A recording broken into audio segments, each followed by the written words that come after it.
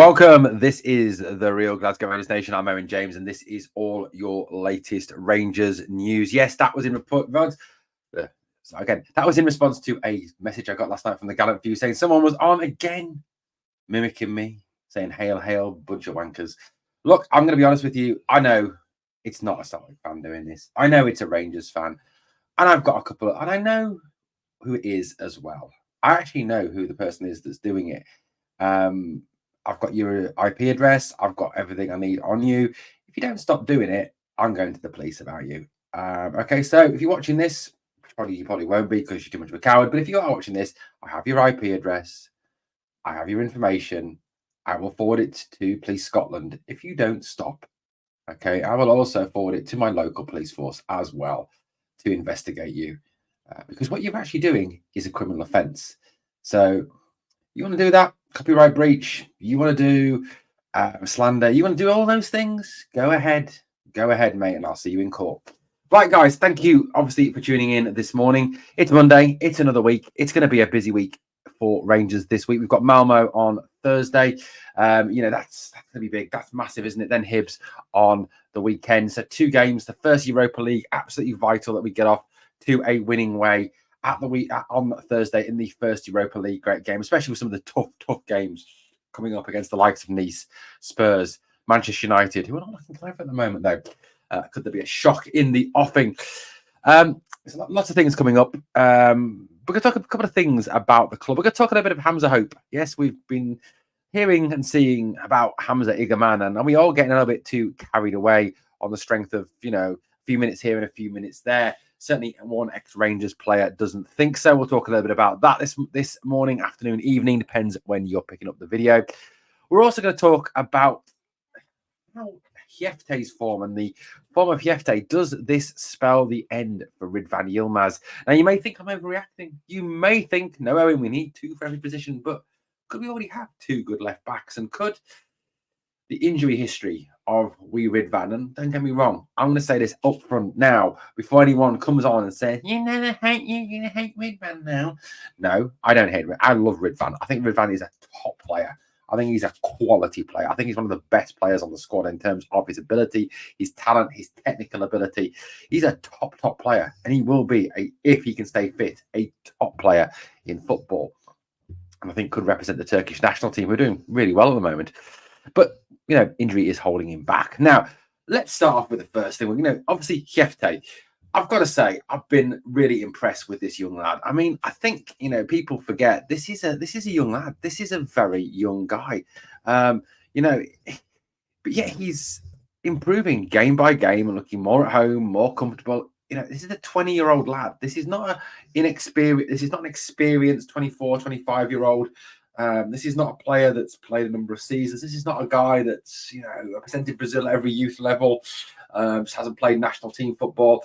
This is a guy who's 20 years old. This is a guy who's developing. This is a guy who, realistically could go on to have a very, very good career. And, this is a guy who, 20 years old, showing what he's showing, is the very, the great example of this trading model. This is a guy that, never mind, 800 grand could be worth 8 million, 9 million, 10 million in a couple of seasons' time. And I mean, let's just look at him. I thought, to be honest with you, on Saturday against Dundee, he was absolutely fantastic. He was my man of the match. I mean, forget Dessers and his goals, forget Barron strolling the game. Jefte, for me, was the man of the match. He was quality. He was absolute quality. He got forward really, really well. He is lightning quick. And let's face it, when you've got a fullback or any winger, having speed is one of the main things that teams look for. If you can get a fullback or a winger who is lightning quick, as Jefte is, then that's half the battle, guys. Then, he's got the skill and ability to go past the player. But not only can he go past the player and cross it, he can also put a ball in from deep. He can vary his crosses, which makes him not predictable, which makes him difficult to mark, which makes him difficult to work against, which is every fullback stroke winger's nightmare when it comes to marking. And I thought he combined well with Bayrami. I thought he combined well with Cortez the other day as well. He's certainly, putting together a decent partnership with some of the players already at the club. So it's all positive. And now, one of the things that I think a lot of us were very worried about was his defensive abilities. I thought pre-season there was times when he was running a bit ragged and defensively he looked a little bit on, a little bit on the dodgy side. But I've got to say, Celtic game, superb, really good defensively. These last few games, again, very good defensively. His defensive skills are getting better week on week on week as he's getting used to this team, as he's getting used to the squad, as he's getting used to Philippe Clement's tactics, Philippe Clement's ways of working. As I suppose he's working with the likes of Stefan van der Heyden, Alex Ray, Underling, then Clement on the training pitch. His defensive skills are developing. And it's quite clear that a guy like Jefte, who's got those basic talents, those basic skills, those basic abilities there, they're all things that can be cultivated. They're all things that can be improved. And Jefte is looking like the modern top quality fullback. Good defensively, good going forward, quick, solid. Yes, he's a little bit, feisty, shall we say. Gets a few yellow cards for a few stupid things, but he's, one thing I'll tell you about him, he is tough as nails. He is proper hardcore, isn't he? I mean, he'll get stuck in. He's not afraid of a challenge. He's not afraid of an aerial challenge. He's a proper man. He's a proper boy, isn't he? I mean, he definitely is a proper boy. I've got to say, I do like his style. He is fast becoming one of my favourite players at the club. Get myself a Jefte jersey maybe in the future. Now, look, we all looked last season and we looked in games and we've looked at Ridvan and we've all thought the same. I think we thought, good going forward, quick, can cross from deep, can go past the player, defensively good.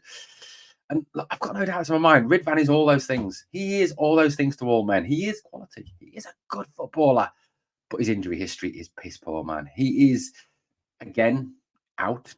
He is again missing. He is training on his own, individual training, trying to get himself fit again before we can be put into the squad. And again, he's missing out.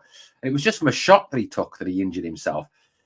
Is he a bit China? Is he a bit glass? Is he a bit porcelain? Is he a bit too soft for Scottish football? Is he a bit too injury prone? Is he in danger of becoming the Turkish version of Kemar Roof? Is he becoming the kebab roof?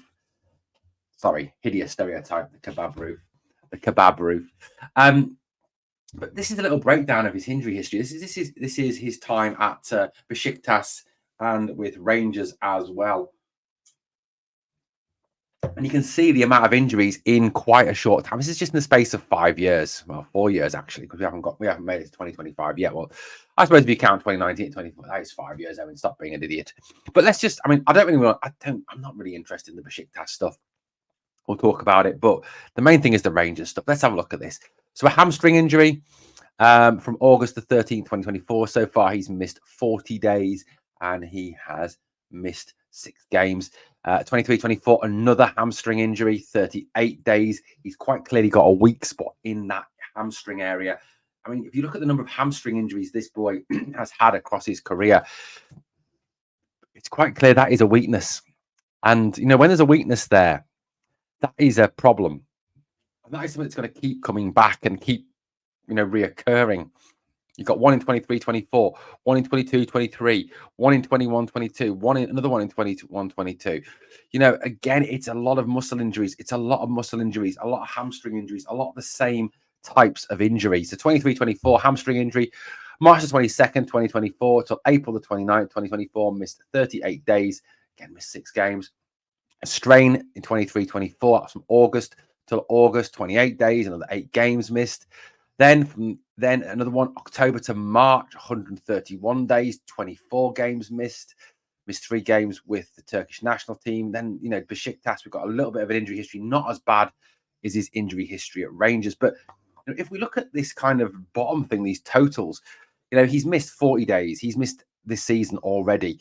I mean, that's bad already. The season's barely begun. He's already missed 40 days. He missed some 68 days, then 131 days, 45 days, 21 days. I mean, if you go back as well, 6 games, 14 games, 24 games, 10 games, 4 games. I mean, just taking his Rangers injury history there, that's 44 games he's missed for Rangers. 44, guys. 44 games he's missed for the club through injury.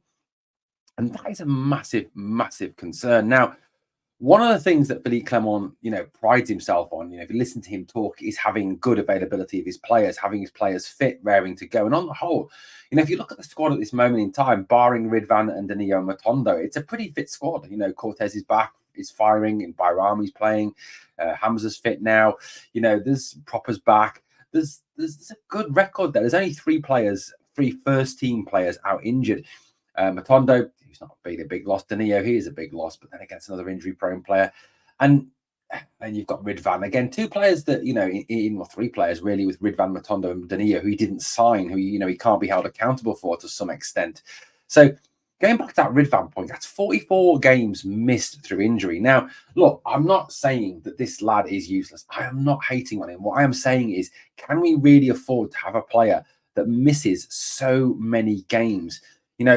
He's not on a pauper's wage at Rangers. He's a player who, will be on a decent wage at Rangers. He'll be earning a decent sum of money. And, at the end of the day, can we afford to be paying this player, that amount of money when he is injured an awful lot? I mean, that is a big, big question. I don't know for a fact what Ridvan Yilmaz gets paid. A lot of what we work on this is guesswork. I mean, there's a rumor going around it's 12 grand, 15 grand a week. I mean, that's what the two rumors are. But still, even 12 and 15 grand, which doesn't make him one of the top paid players in the squad, it's still a lot to be paying someone who's missing a lot of time. That's paying someone £15,000 a week or £12,000 a week, whatever it is you see that as, just to sit in the stands. Is that okay? Now, Ridvan is a player who's had some attention, hasn't he? He's had some attention from his teams, from teams back home. Besiktas have looked at him again. Gala have looked at him. Fenerbahce have looked at him. Now, look, I think at this moment in time, we've obviously got, we've got Jefte. I think he now is the first choice left back. And, Ridvan's going to face a real problem, I think, when he comes back into the squad. I think, when he comes back fit, he's not going to walk back into the team. He really isn't, because you can't drop Jefte. You genuinely can't. This lad's played really well, and it'd be really unfair on him to drop him. And you talk about having two quality players for every position. And I honestly believe, guys, in Robbie Fraser, we've got a left back, a guy who can play left back, a Scottish guy, a Rangers guy. He's come from the youth academy, captain of the B team. Top lad. I love, look, from these videos, I love Robbie. Absolutely love Robbie to bits. Really do. The guy's quality, absolute quality. So look, I honestly believe we've got two left backs. Now, this kind of leads me on a little bit of this. Is this the end for Ridvan? Look, I don't think it is in the short term. Obviously, he'll be at the club up until January. But I'd honestly be looking at his injury history. Looking at the fact that as a club, we need to raise money. Looking as a club that we can't afford to turn down and reject decent bids for our players. I honestly look at it and say, you know what? If one of the Turkish teams come in the, in January and offer us 4-5 million for Ridvan, then I'd honestly take it. I would honestly take it. I'd honestly just say, you know what? At the end of the day, we've got Jefte. He looks first choice. He really does look first choice. So we've got Jefte. We've got Robbie Fraser as a backup. Dujon Sterling can play left back. There's a number of options there. There's a number of players who can play there. Casanwejo can also play left back as well. So I'll be honest with you. And look, realistically, if Ridvan was fully match fit, if he had a good injury history, there was no way on God's earth, on God's green earth, I would be sitting here saying to you, let's sell him. Let's get rid of him, because, I'd be saying keep him. And then we've got Jefte, we've got Ridvan. We've probably got we've probably got the two best left backs in Scotland. We've got two top left backs even in Britain, I think, with those two guys. So I'll be saying that, but it's the injury history. It's the amount of time this lad spends on the sidelines, the amount of time this lad spends on the treatment table. And you've got to look back to last season as well. Celtic game coming up at Ibrox. Oh, he's touch and go for Celtic. Touch and go. The game comes, it doesn't play. 2-3 more weeks before he comes back. Well, if he's touch and go, how does it take him still 2, 3, 4 weeks to come back after that? No sense to it at all. So I'll be honest with you. Look, as much as I love him, and I love wee Ridvan, I love a little Ridvan. I love it getting it forward, up and down the touchline. I love a bit of the kebab roof, but the injury history for me is a huge concern. And that's why I think with the ability we've got in Jefte, with the backup we've got in Robbie, and if we can get some money, January has got to be the end of Ridvan. It really has. And that's really unfortunate to say. I'd love him to stay. I'd love him to be a success, but I just can't see him stay fit. And look, I'm going to put this and say it again and again and again until some people, because someone's still going to say it. Oh, you hate Ridvan now too. No, I like Ridvan. I love Ridvan. I think he's a good player. I think he's a top player. But his injury history is what is the concern, guys. Listen to what I'm saying. Right, let's talk of hopes of Hamza, dreams of the Igamane. Yes, Hamza Igamane. I've got to say, I love what I see. I really do love what I see. And look, people are going to say, you're getting carried away. You're getting carried away on the Hamza train. Are we all aboard the Hamza train, guys? Are you on the Hamza train? Look, I watch him. And like I said to you on previous videos, I said to you that I'm basing what I'm saying on being a coach, okay? On being someone who's scouted, someone who's looked at players. And when you coach, when you scout, when you look at a player, you look at their technical ability, you look at their touch, you look at their heart, desire, their strength, their fitness. You look at all those qualities. And you may not see everything at this point. And you may see, well, this is a young kid or a young lad coming up in the game, and they've still got things to improve on. But can you see those basic things? And I'll be, as a scout, yeah, he's got those things. He really has. His touch is excellent. The way he brings the ball down, the way he brings others into play is just absolutely fantastic. Now, it's one former Rangers player has been talking about Hamza Igamane. That's Derek Ferguson. Derek Ferguson said of Hamza, he said, I love him. Obviously, it's just been a few short spells, but it's clear to see how we brought a young player who was injured when we brought him into the club. He looks like if we can work with him over the course of the next 2 or 3 years, I think he's going to be top draw, to be honest with you. Looking at him, he's an exciting player. He looks as if he's got a few tricks in his locker.